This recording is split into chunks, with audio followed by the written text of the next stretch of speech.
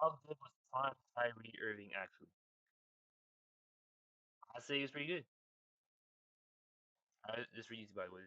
He made one of the Oh, if you really raise this video, put your hands up. You got. How good was prime Kyrie Irving actually? I don't know. Check out. biggest shots in NBA history. Curry, one-on-one, Irving puts it up. It's good! Kyrie Irving from downtown! He's arguably the best ball handler of all time, breaking ankles across the NBA. Oh, no! Going to work on Brandon Knight. And was even a star in some of the best basketball commercials ever. Kyrie Irving is also one of the best finishers of all time, with an unlimited offensive arsenal. Oh, How did that go in? And plenty of clutch moments. Irving spins, puts up the shot. It's good! Kyrie Irving with 3.4 remaining. But Kyrie is also no stranger to controversy. There were flat earth comments and fallout with LeBron James in Cleveland, the ugly breakup in Boston, and an even uglier one in Brooklyn. He looked like a fool. He looked crazy. The fact that he had the audacity to put together a wish list and give it to the Brooklyn Nets is the craziest thing I've seen. However, when he got to Dallas, Kyrie straightened out and helped Luka make the NBA Finals, showcasing great leadership along with acrobatic layups and crazy game winners. Irving for the win! Oh my! A southpaw finish from Kyrie Irving! But with Kyrie, the talent was always there, but there were also injuries. Irving has only played over 70 regular season games 3 times in his 15-year career. And just when you started to think he was one of the best players in the league, something always came up. Kyrie Irving has been suspended for at least. I remember this. He got suspended because Stop and savor the strawberries. he said some dumb shit. That's Daz. 5 games without pay. Whether it was trade demands, beefs with teammates, injuries, or something else, it seemed like Kyrie never reached his full potential. However, despite all the problems, one thing is undeniable. Kyrie at his peak was basketball poetry in motion. Oh, what a move for Kyrie Irving! And he averaged over 20 points per game 12 times in his career. But just how good was prime Kyrie Irving? And when exactly was that prime? Kyrie Irving was born to play basketball. His father, Drederick, was a former player, and Kyrie became obsessed with the sport, dribbling the ball all day, every day. And even though Kai was naturally left-handed, he attended a strict Catholic school, and his teachers forced him to do everything with his right hand. And that was a blessing in disguise, as Kyrie soon became ambidextrous. You were left-handed at first? And imagine if he was left hand though. Absolutely. I was getting slapped on the hand for writing with my left Oh, hand. wait, I never knew this. Are you ambidextrous? Yeah, both sides of my brain are unlocked if you're asking.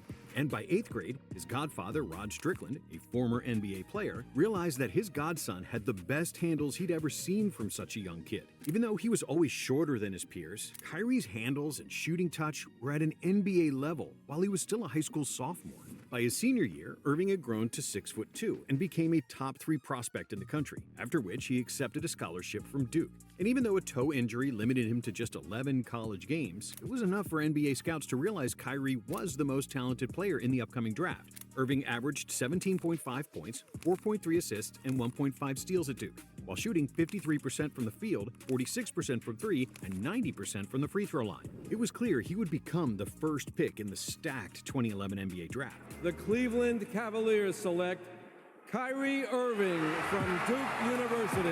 When he got to the NBA, it didn't take much for Kyrie to get acclimated. Kyrie knows the clock, sends it. What the? Oh! Oh! When that happened? At the horn! As a rookie, he averaged 18.5 points and 5.4 assists, while shooting close to 50, 40, 90 from the field. Kyrie won the Rookie of the Year dominantly, 3 votes shy of a unanimous victory ahead of guys like Kawhi Leonard, Klay Thompson, Ricky Rubio, and Kemba Walker. And then in his second season, Kyrie improved his averages to 22.5 points and 5.9 assists per game, which earned him his first All-Star selection. Kai also competed in the Rising Stars game, where he annihilated Brandon Knight. The team's small forwards. Kyrie. Oh, no! Going to work on Brandon Knight. and also took home before the I was born. three-point competition trophy, defeating Matt Bonner in the final round. In 2014, Kyrie made the All-Star again, this time as a starter, and he showed up guns blazing, recording 31 points and 14 assists as the East beat the West 163-155, which earned him the All-Star MVP award. During the summer, Irving joined Team USA for the 2014 World Cup, and he was the best player on the team that also included Steph Curry, James Harden, Klay Thompson, Derrick Rose, Anthony Davis, and DeMarcus Cousins. With 26 points in the finals against Serbia, Irving led Team USA to a gold medal, after which he was named the tournament MVP. Up to that point, Irving was considered the most promising and most talented young guard in the NBA. But one thing was missing: winning. In his first 3 seasons, the Cavs were stuck in the lottery. But to be fair, that wasn't a reflection of Kyrie, as the roster was leakier than the Titanic defensively, and not much better offensively. However, that would all change with 2 strokes of luck. First, the Cavs won the 2014 lottery, despite having only a 1.7% chance of selecting first overall. The Cleveland Cavaliers select Andrew Wiggins from Toronto. You the had to trade LeBron. Second, and much more important stroke of luck, was that LeBron James was born in Akron, Ohio, and that he wanted to return home to win a championship in Cleveland. With the return of King James and the subsequent trade of Andrew Wiggins and Anthony Bennett to Minnesota for an all-star power forward Kevin Love, the Cavs had a big 3. Kyrie, though, sidestep trouble. Love behind the back. Oh, seriously. Oh! But things didn't start off so well for the Cavs trio. Kevin Love famously didn't fit in, which caused a cryptic message from LeBron. And after a 6-game losing streak in January, the Cavs dropped to 19-20. But then, Irving and James led the Cavaliers on a 12-game winning streak to bring them back into contention. During that streak, Irving averaged 24.5 points per game, including a then-career-high 55 points on January 28th against Portland, and set a Cavaliers franchise record with 11 three-pointers. Kyrie sends it for 3. You know, Lenny? 11 triples! Are you kidding me? On March 12, 2015, Irving scored a career-high 57 points, including a buzzer-beating three-point shot to send the Cavaliers into overtime in a 128-125 victory over the San Antonio Spurs. Kyrie, a 3. Good! He got it at the You have like buzzer. 50 that game? Irving's effort also surpassed the Cavaliers' franchise single-game scoring mark of 56 points, set by LeBron James in 2005. This game showcased Irving's vast offensive talent and all the different ways he could score: pull-ups, step-backs, driving left and right, up and unders, layups with both hands. Kyrie could do anything against any defender. What I want fans to realize is that when I make a move, it's really a simple move. It's just done with pace, and it's done off a counter of something. I only do those fancy moves when someone cuts me off and makes me do it, because I have counters to every move that I do. Irving helped the Cavaliers win 34 of their final 43 games to finish the regular season as the number 2 seed with a 53-29 record. Kyrie averaged 21.7 points and 5.2 assists in 75 games, which was his career high in games played, as he stayed mostly healthy throughout the entire season. Kai made his 3rd All-Star game and was named to a 3rd All-NBA team for the first time. And in his first career playoff game against the Celtics, Irving showed that he was ready for the big stage, Irving, bang at the buzzer. scoring 30 points in a 113-100 victory. The Cavaliers swept the series, but it came with a cost. After tangling his arm with Kelly Olynyk, Kevin Love dislocated his shoulder and was ruled out of the playoffs. Unfortunately, in a second-round series against Chicago, Kyrie suffered a knee injury, which clearly slowed him down and limited his production. Irving averaged 17 points in the series, but thanks to LeBron James's dominance and a Game 4 buzzer beater, the Cavs still won in 6 games. James for the win. It's good. LeBron James at the buzzer. The knee injury limited Kyrie to just 2 games in the conference finals against Atlanta, but LeBron was too good for the Hawks, averaging a near triple-double with 30 points per game, and Cleveland advanced to the finals with a sweep. But the finals against the Golden State Warriors would be the toughest challenge for the Cavs, and Kyrie would face the toughest matchup, Steph Curry. But Irving proved to be up to the task, especially in the fourth quarter, where he scored 8 out of his 23 points, compared to Steph's 4 points. With the game tied at 98, Kyrie had one of the biggest plays of the game, where he blocked Curry's layup attempt with 30 seconds to go. Curry drives to the basket, lays it. No, he missed it. Irving may have gotten a piece of it. But unfortunately for Irving, that would be the last big play he made in the finals. 2 minutes into overtime, Kyrie fell to the floor and his season was over due to a fractured kneecap. Irving falls down, hangs on, gets it to J.R. Smith, and Kyrie Irving is hurt. The Warriors went on to win that championship in 6 games. But if Kyrie and Kevin Love were healthy, the Cavs likely would have won that series. Kyrie wasn't available at the start of the 2016 season due to his injury, missing the first 25 games. Then it took a while for Irving to get his feet under him, and both his numbers and playing time decreased across the year, as Kai averaged 19.6 points and 4.7 assists in 31 minutes. But the regular season wasn't as important for Kyrie and the Cavs. The only thing that mattered was getting back to the finals healthy. Cleveland swept the first 2 playoff series against Detroit and Atlanta, with Kai leading the team in scoring across the first 8 playoff games. Irving was also the top scorer in the first 2 games against the Raptors in the conference finals. But Toronto showed resilience and won both home games to even the series. But the Cavs were too strong for Toronto, and the next 2 games were blowouts. Cleveland advanced to the finals again for a rematch against the Golden State Warriors. Now, the Dubs won 73 regular season games to break the all-time record, and in the first 4 games of the series, it seemed like they would breeze past the Cavs and repeat as champions. Golden State held a 3-1 lead, and all their wins were by double digits, as the Cavs couldn't deal with their pace and shooting ability. But late in Game 4, with less than 3 minutes left to play, and with the Warriors up by 10, Draymond Green committed the costliest mistake of his career. Iguodala the pull-up, that won't go. And a double foul is going to be called. Remember, Draymond Green is 1 flagrant foul and 2 technicals away from being suspended. The contact with LeBron's family jewels earned Draymond his 4th flagrant foul in the postseason, which was an automatic 1-game suspension. And despite Draymond's absence, the rest of Bro got 4 flagrant fouls and 1 in the playoffs, by the way. the world believed the Cavs were toast, but LeBron knew that they were going to make a comeback. I can remember we were in Oakland. We went to their practice facility, the Golden State Warriors, and it was the one, Clay Thompson had started talking about how they were better than the Showtime Lakers. So we're going over the Bay Bridge, and that commentary is just still picking up. It's on Twitter, it's on Instagram, it's on all these social platforms. And that's when Bron just said, he looked around and goes, you know what, guys? It's written. We're going to win tomorrow night. We're going to have a huge game. It's going to be tough. Yeah. It's going to come down to the last few minutes. We're not losing at home. Game 7, anything can happen. That's how it played out. It's crazy. It still gives me chills thinking about it. But the odds were stacked against Cleveland because in the history of the NBA Finals, 32 teams had fallen to a 3-1 deficit, and all 32 lost. But when Game 5 started, Kyrie and Bron went on an absolute tear, scoring 43 points combined in the first half. Irving slides inside. Thompson right with him. Irving, bank shot is good, and a foul. Kyrie Irving does it again. But the Warriors weren't going anywhere, and largely due to Klay Thompson's 26 points, the game was dead even at halftime. Thompson way outside. Bang!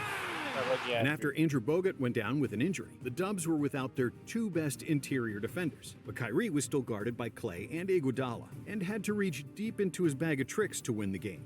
Nearly falls, drives now, spins back, tough fall away shot, it's good! Kyrie Irving! But even against much bigger defenders, Kyrie dazzled, scoring in a variety of ways, each shot seemingly tougher than the other. Kyrie made 17 shots on only 24 attempts, including 5 for 7 from 3. And the Cavs outscored the Warriors by 20 with Irving on the floor, ultimately winning 112-97. It was one of the best finals performances ever, as LeBron and Irving finished with 41 points each, becoming the first pair of teammates to score 40 in a finals game. In Game 6, LeBron had 41 again, while Kyrie had 23. The Cavs won 115-101. And in the end, it all came down to Game 7, only the 4th time it happened in the NBA Finals since 1994. But of all the Game 7s, this one was arguably the most legendary and one of the biggest nail-biters ever. The 2 teams exchanged the lead 20 times, with 11 ties, and with 4 minutes and 40 seconds left, the score was tied at 89. And for the next 3 minutes, neither team could buy a bucket, as everyone was completely exhausted. But then, it looked like the Warriors would break the tie. Irving drives, hop step, inside, close up, misses, rebound taken by Iguodala. As Andre Iguodala led the 2-on-1 fast break. What followed next was the greatest chase down block in the history of basketball. Back to Iguodala, up for the layup. Oh, blocked by James.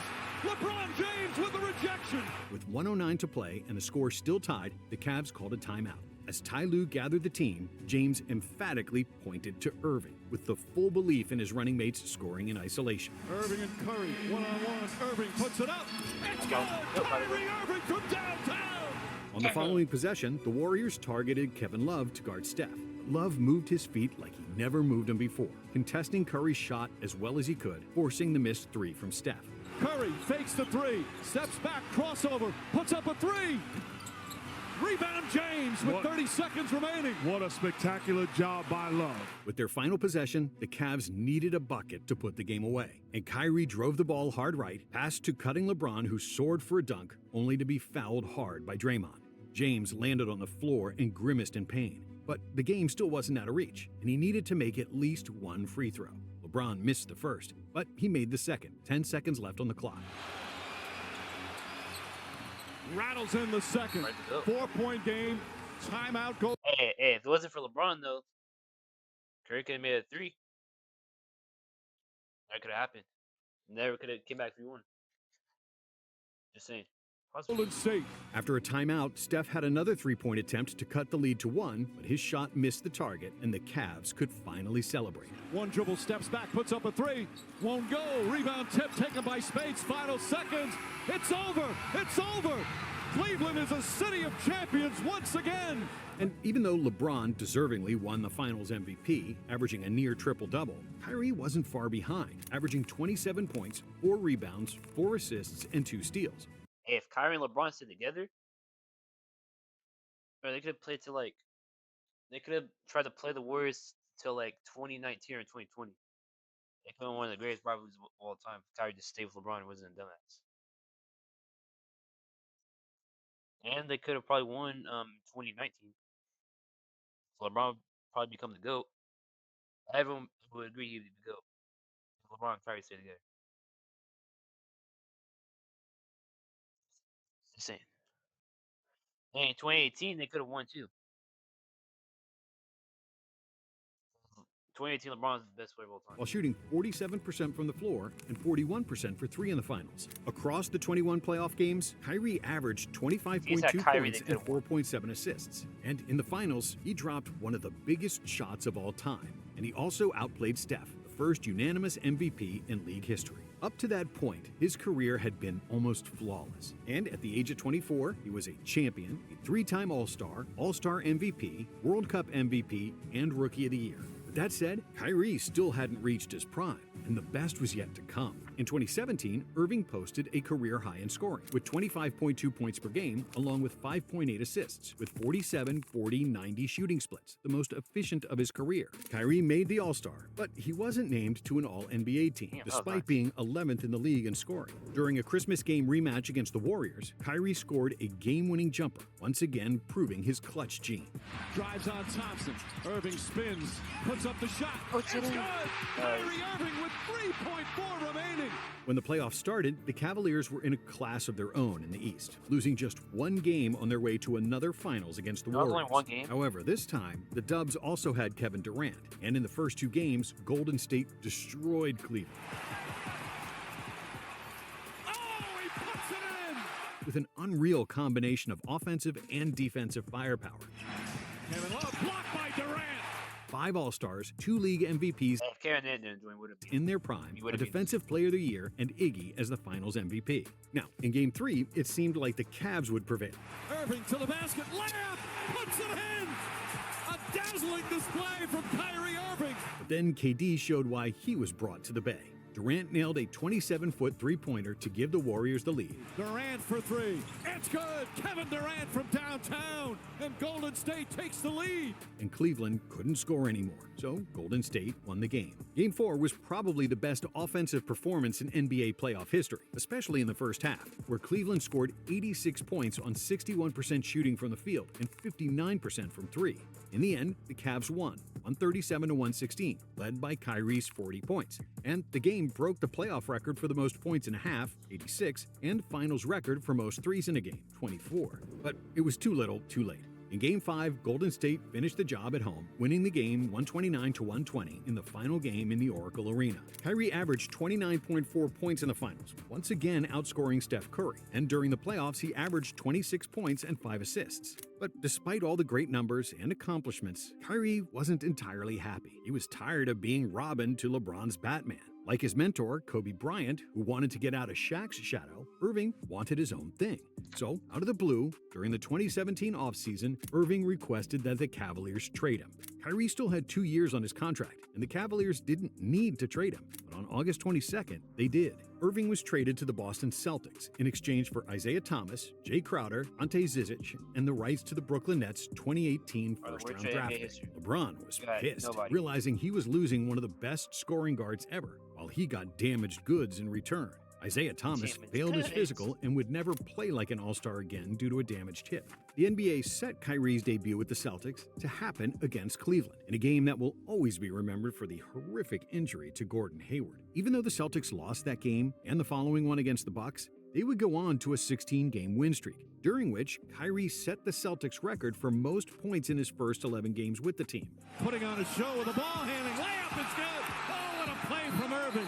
Through the first 60 games of the season, Boston was second in the East with a 41-19 record, one game behind the Raptors, but firmly ahead of Cleveland in third place. Kyrie was averaging a team-high 24.4 points per game while shooting close to 50-40-90. But then, a disaster. Another brutal knee injury, and the procedure to remove 2 screws inserted in his patella after his previous fracture. Irving was ruled out for the season with a recovery time of 4 to 5 months. Without Irving, Boston would reach the conference finals before losing to his former team, the Cavaliers, in 7 games. Kyrie recovered in time for the 2018-19 season opener, but he struggled, averaging just 14 points through the first 6 games. But as the season progressed, Irving returned to form, focusing more on distributing the ball rather than scoring. On January 16, 2019, Irving recorded 27 points and a career-high 18 assists in a 117-108 victory over the Raptors. The lob. Horford on a high handoff. And just 4 days later, he had a career-high 8 steals in a win over Miami. For the season, Kyrie averaged 23.8 points and a career-high 6.9 assists, and many believed he played the best basketball of his career. Irving made the All-Star and All-NBA second team while leading the Celtics to a 3rd place in the East. However, while his on-court production matured, his leadership and behavior off the court were far from those of a mature player.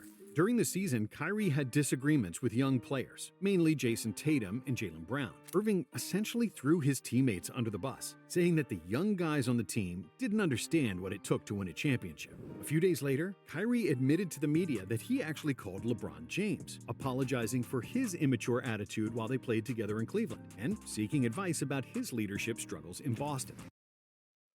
Well, it's on it. I'm about to get to you. So I'll be back in like 5 seconds.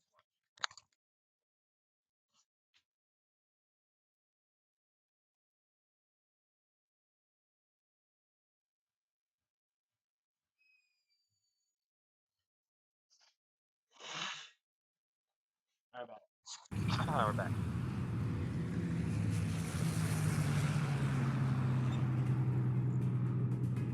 It was a big deal for me because I had to call Bron, and tell him, I apologize for being that young player that wanted to everything at his fingertips, and I wanted everything to be at, my threshold. I wanted to be the guy that led us to championship. I wanted to be the leader. I wanted to be all that, and the responsibility of being the best player in the world and leading a team is something that's not meant for many people. And Bron was one of those guys that came to Cleveland and tried to really show us what it's like to win a championship. A few weeks later, when the media asked him about his upcoming free agency and his proclaimed intent to re-sign with the Celtics, Kyrie simply said that, I don't owe anybody shit, so ask me July 1st. Like I said, it really comes down to what's best for me and my family. When the playoffs came around, Boston swept Indiana in the first round, with Kyrie leading the team in points, assists, and steals. And even though he repeated that feat in the second round against the Bucks, the Celtics couldn't contain Giannis, and Milwaukee advanced after 5 games, with Kyrie shooting poorly, just 35% from the field and 22% from 3, in what was easily the worst playoff series of his career. And after reporters asked him about his shooting struggles following a Game 4 loss, Kyrie responded in the worst possible way. Yeah, who cares? By the time his season ended, it was becoming painfully Bro, obvious that you should have said LeBron. Kyrie wasn't going to re-sign with the Celtics, and they were happy to see him go. And indeed, when free agency opened, Irving signed with the Brooklyn Nets, where he teamed up with his good friend Kevin Durant, despite KD being out for the season due to an Achilles tear he suffered during the 2019 finals. With the Nets, Kyrie was finally unleashed, being by far the most talented player on the team, with a green light to take whatever shot he wanted. Irving averaged 27.4 points and 6.4 assists per game, and the 50 points he scored in a season opener were the most points ever in a debut for a new team. Grant. Irving. Oh, no. Damn. However, a shoulder injury later ruled him out for the season, and Kyrie played only 20 games. When the 2021 season started, the Nets fans finally saw the long-awaited debut of Kevin Durant. And to make things even better, Brooklyn also traded for James Harden early in the season. The big three of Bro, I thought they were about KD, Harden, and Kyrie promised to be the most unstoppable offense ever. And with so much talent on the floor, defenses were forced to pick their poison. And at all times, one of the 3 best isolation scorers in basketball was open. However, injuries to all 3 stars limited their time on the court. And that superstar trio played just 8 games together in the regular season. On top of their injury troubles, Kyrie was still at war with the media, calling them pawns on social media. Still, his on-court production didn't suffer from his media wars, as Irving averaged the Nets, Kyrie was like the craziest one. 27 points and 6 assists per game, while finally joining the 50-40-90 club, after he was flirting with those shooting percentages for basically his entire career. Irving, pep in his step. Oh, the corkscrew! Kyrie Irving is locked in! But for the first round of the playoffs against the Celtics, all 3 Nets All-Stars were healthy, unleashing the full wrath of their offensive talent. Brooklyn won that series in 5 games, scoring an average of 124 points, and with an insane 130 offensive rating, easily the best rating in a single playoff series. Kyrie, KD, and Harden averaged 85 points per game, shooting a combined 53% from the field, 45% from 3, and 92% from the free throw line. To rub in the Nets' victory, Irving stomped on the Celtics logo, which wasn't appreciated by the Boston fans. However, in the second round against the Bucks, both Kyrie and Harden got hurt. Still, if KD's toe didn't step on the line during the potential game winner, the story might have been different, but it did, and the Bucks won the series in overtime of Game 7. And despite the disappointment, everybody believed the Nets super team would win the title in the coming years, if they stayed healthy. But that's when the real fun began, and Kyrie's immaturity showed.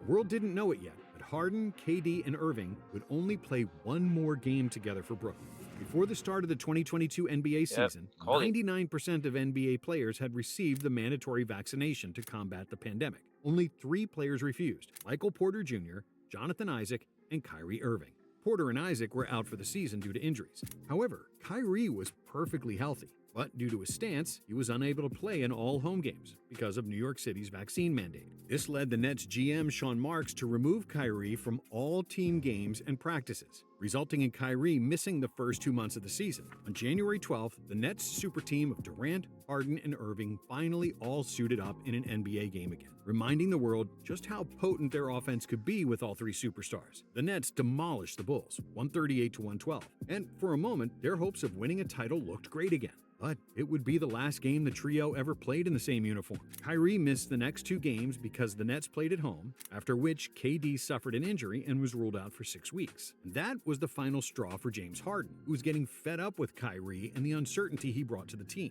So, the Beard asked for a trade, seeking a more stable situation. And during the February trade deadline, Harden got his wish, getting traded to Philadelphia for Ben Simmons and Seth Curry. Overall, the Nets' Big Three played in just 16 games together, posting a 13-3 record. Somehow, the Nets made the playoffs, even without Harden and Ben Simmons, who didn't play a single game in another drama of its own. But in the first round against the Celtics, Brooklyn got swept, and their title window closed faster than anyone could have predicted. In Game 1 of that series, Irving flipped off a fan, adding fuel to the fire of hate he was already getting in Boston, plus a $50,000 fine he received from the NBA. However, that wasn't the end of all the chaos. In the offseason, Kevin Durant, who was clearly tired from all the Kyrie and Ben Simmons drama, asked for a trade, even though he still had 4 years left on his contract. I feel that Kyrie Irving ruined the franchise. I feel that all of this is his doing.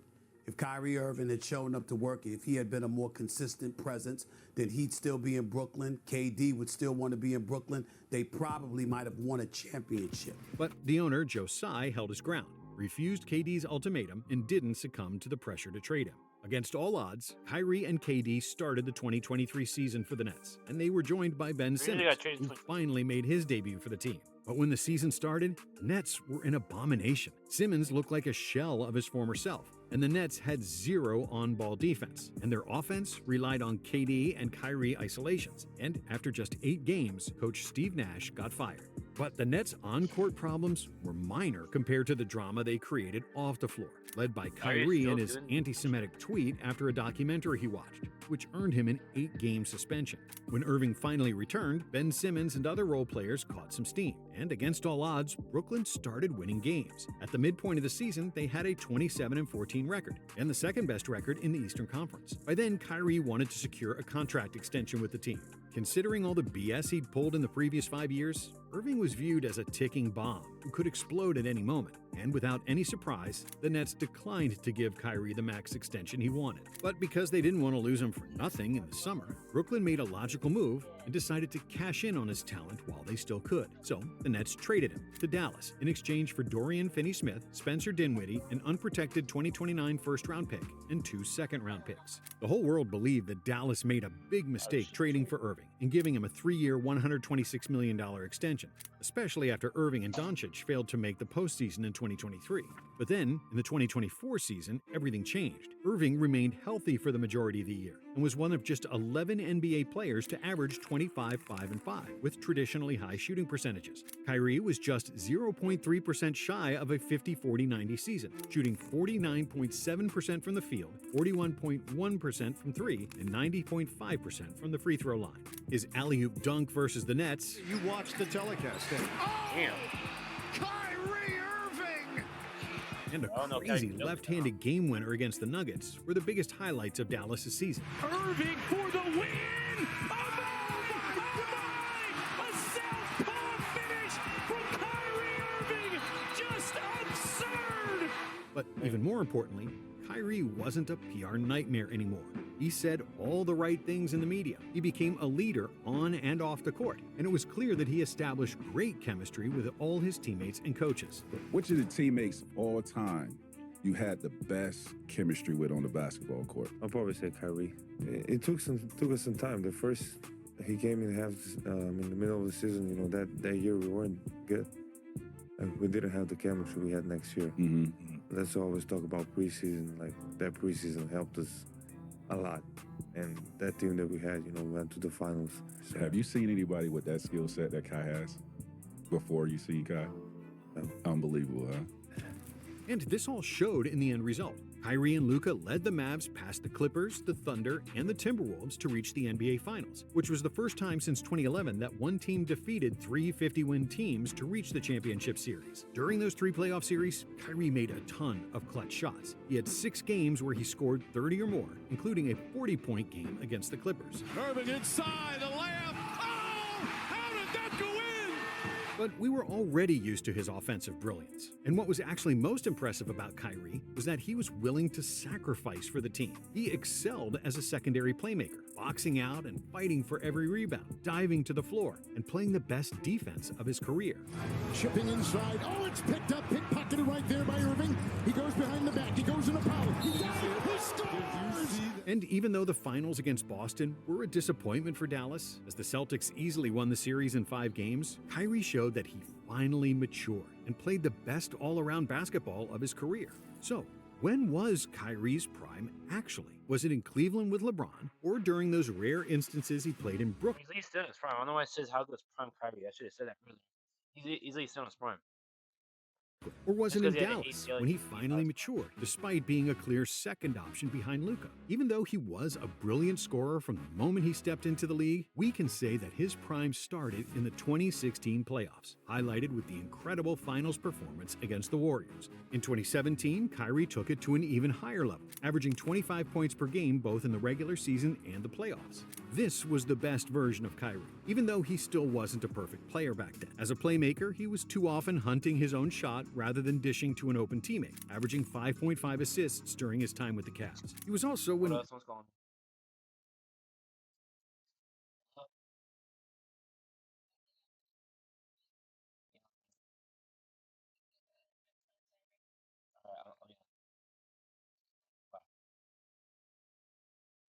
We'll be right back. We'll be right back.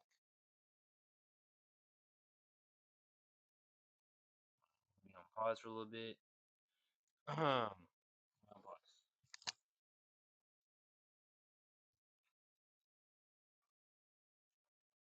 average defender at best, I mean, I was partly fine. because of his size and partly because of his incredible offensive effort, which depleted his energy for defense. But you could say the same about Steph Curry, who was his main rival during that time and was arguably an even worse defender, and whose assist numbers weren't far better than Kyrie's. But in Cleveland, Irving played alongside the best all-around player of his era, if not ever, LeBron James. In many ways, the two fed off each other, as many great duos do. What Kyrie lacked in the defensive and playmaking departments, LeBron had his back. What LeBron was deficient at as a late-game shot creator, especially when his mid-range J wasn't falling, Irving was more than willing to pick up the slack. When he played without LeBron in the lineup in the regular season and the playoffs, Irving averaged 30.5 points per 36 minutes, with a 51.7 effective field goal percentage across 2,232 minutes, about the equivalent of 62 games. The only time he eclipsed 30 points per game per 36 minutes was during the 2019-2020 season in Brooklyn, when KD was hurt. So it's clear that his best offensive numbers happened in Cleveland, especially during the 2017 season. Kyrie and Bron were a perfect 1-2 punch,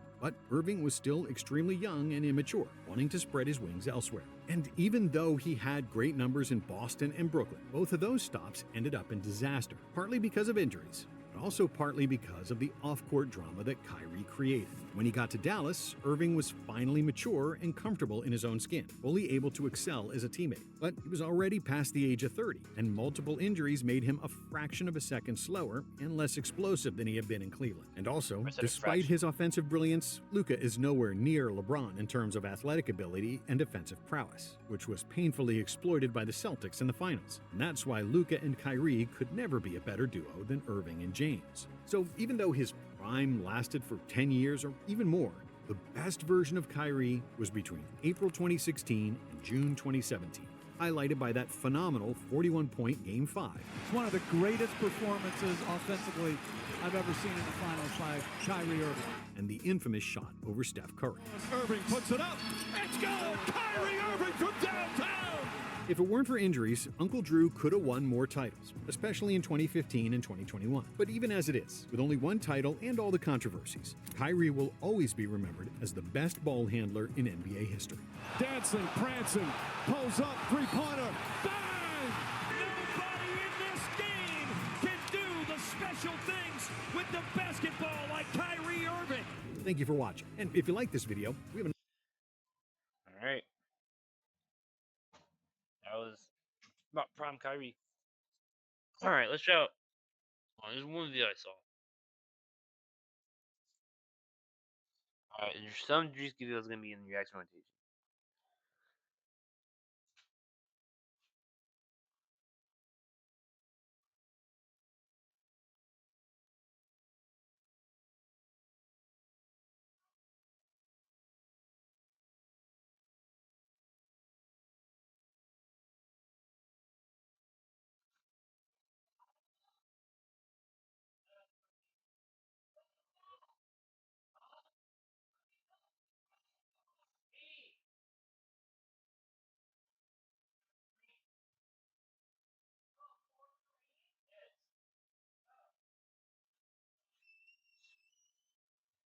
All right, back.